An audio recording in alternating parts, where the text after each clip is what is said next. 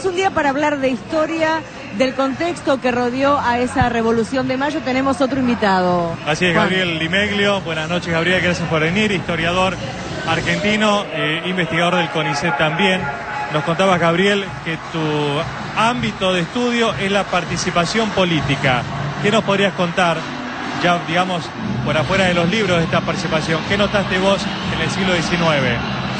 Bueno, yo lo que trato de investigar es cómo, además de los próceres, además de los personajes que dirigieron la política, hubo una participación política popular en la Revolución de Mayo, y a partir de entonces en Buenos Aires y en Argentina en general, de las clases populares, es decir, la gente común.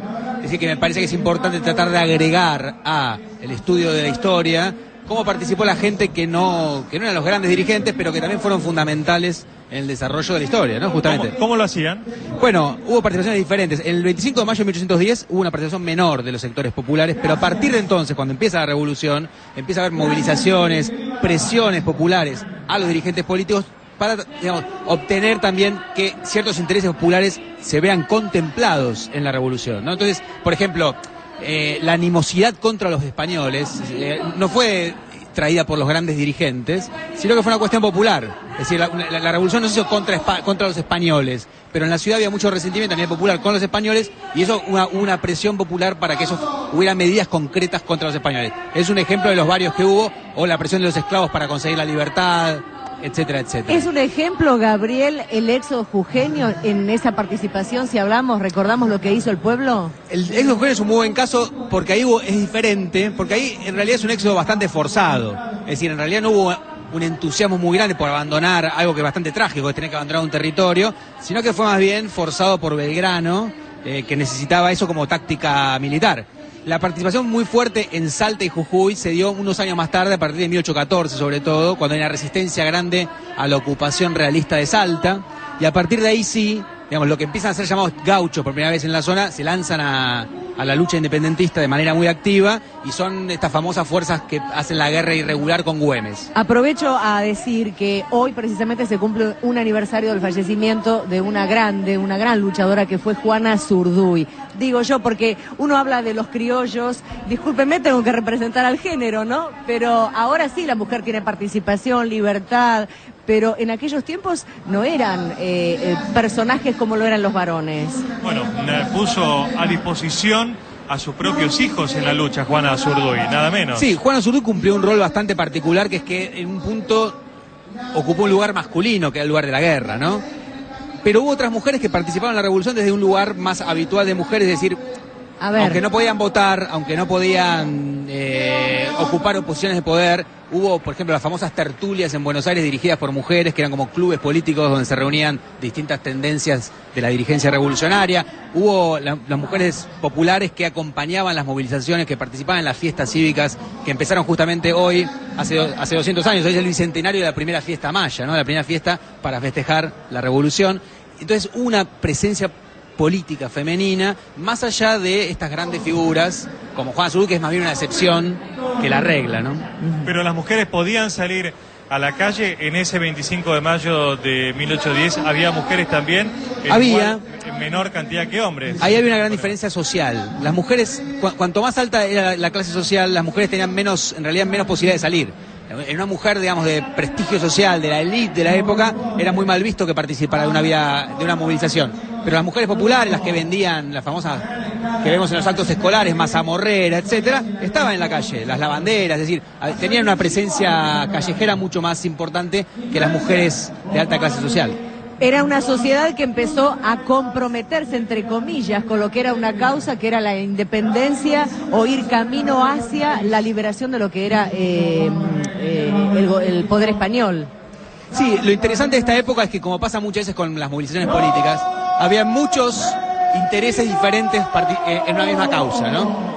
No sabemos si todos querían exactamente lo mismo. Lo cierto es que muchos encontraron en la identificación con la patria, en la identificación con la revolución, la posibilidad de pensar en un futuro mejor. Para los esclavos ese futuro era la libertad. Correcto. Para las mujeres podía ser mejorar su propia posición, que eso no cambió con la revolución, por cierto.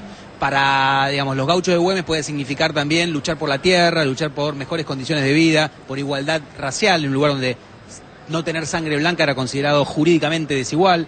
En otros lugares del litoral, por ejemplo, había un componente social muy fuerte de reclamar la tierra, reclamar mejores salarios. Es decir, hubo no solamente una lucha por la independencia política, sino también muchos reclamos sociales. De hecho, Gabriel acaba de mencionar, Juan, y ustedes lo habrán escuchado, cuando dice lo que buscaban los esclavos era la libertad. 3 años después del primer gobierno patrio, la Asamblea del año 13 va a decretar esto de abolir la esclavitud. Pero al mismo tiempo, yo me pregunto, la presencia de los descendientes afroafricanos, los afrodescendientes, mejor dicho, quise decir.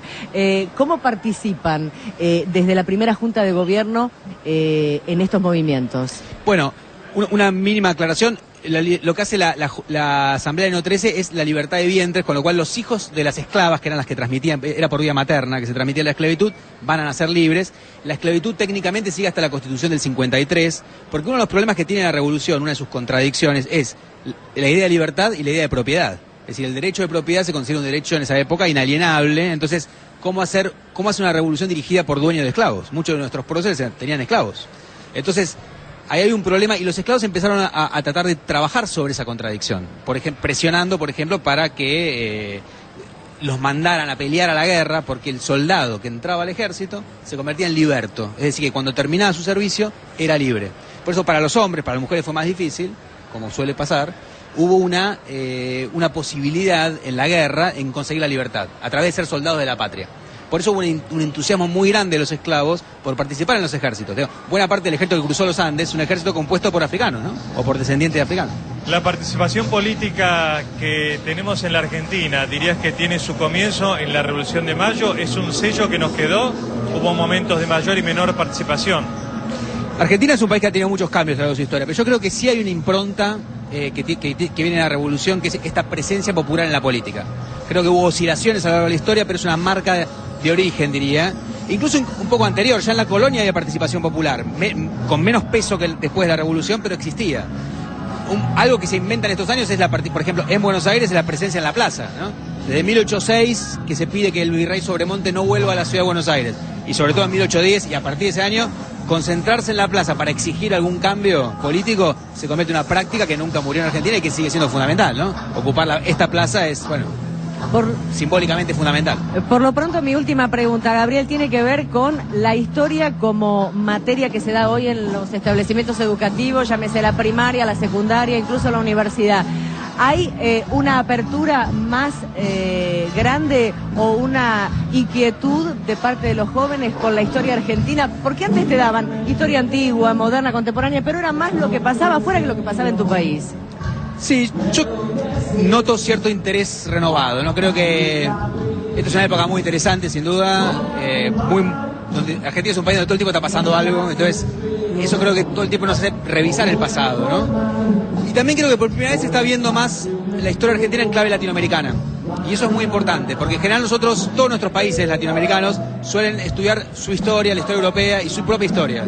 Y si nosotros queremos entender la independencia y no entendemos que al mismo tiempo está pasando el mismo proceso en todo el continente, en toda Hispanoamérica, nos quedamos con una historia renga, ¿no? Entonces, me parece que todavía tenemos que trabajar más para latinoamericanizar nuestra historia, que es ahí donde pertenecemos, ¿no?